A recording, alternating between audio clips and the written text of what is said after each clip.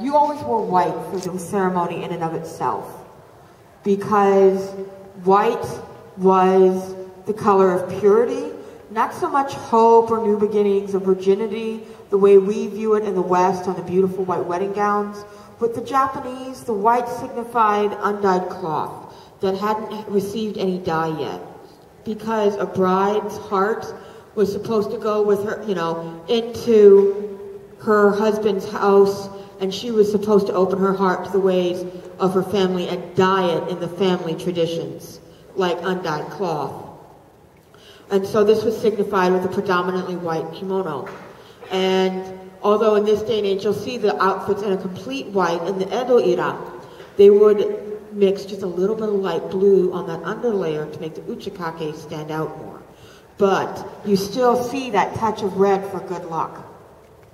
Because this is actually from, these are photos from, I believe, the 1970s, 1980s kimono fashion catalog. And again, you see the samurai style that's carried through, because something else that's very prominent is the white collars underneath your kimono when you wear the juban.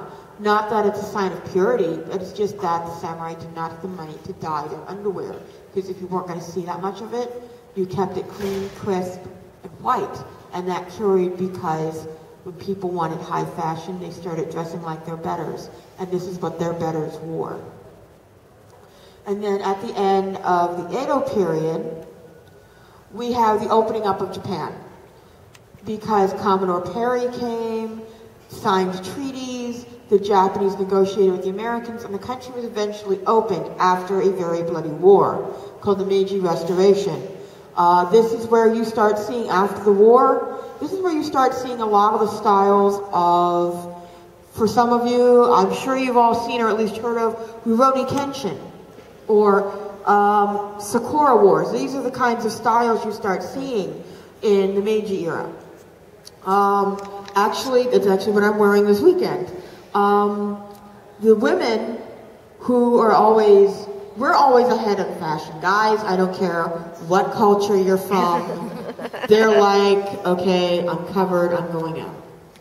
Even the more fascist, conscientious ones aren't as big on it as the women.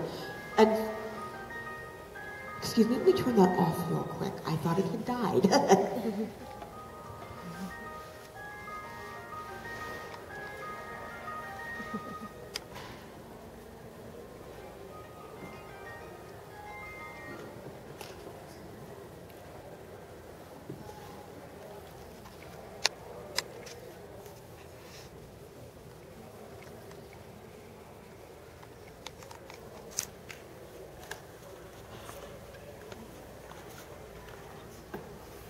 Yeah, I'm sorry about that interruption. Like I said, I thought the phone had died, so I didn't think I needed to turn it off. So anyway, like I was saying, you start having the women wanting the new Western fashion. Well, guess what? That is easier said than done.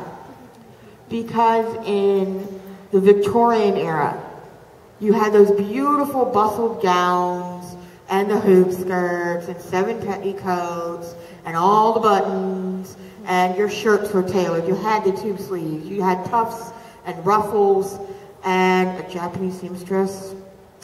She was not really going to be able to do this easily, because kimono is a series of long rectangles, and when you buy a bolt of cloth in fabric, a bolt of cloth at any Japanese fabric store, they usually come in a specific measure. That's usually enough to make one yukata. Even if it's just silk, you've got enough fabric in one bolt to cut out one kimono. And then if you were to unstitch your kimono and lay out all the pieces, it would make a perfect square, perfectly long rectangular bolt again, because they don't have excess fabric left over, unless maybe you're doing like a baby's kimono. So the Japanese seamstress was not going to be able to do all these buttonholes and the stitches and the ruffles and stuff. So in an effort to make themselves look more Western, they started wearing their hakama on top again, because it looks like a skirt. But instead of doing it in a more 11th century style, and I'm going to scoot up to the next set of pictures, instead of doing it in 11th century style, they would wear an obi underneath of it. as opposed to just a regular cord to hold it shut, because you wear cords called himo underneath your obi, so that way your kimono stays shut. Because the obi is mostly decorative at this point, because it had gotten so large in the Edo period because people wanted to style those cool knots. So you had to have something underneath to hold you together. So they started wearing their obis underneath their hakama in big bows.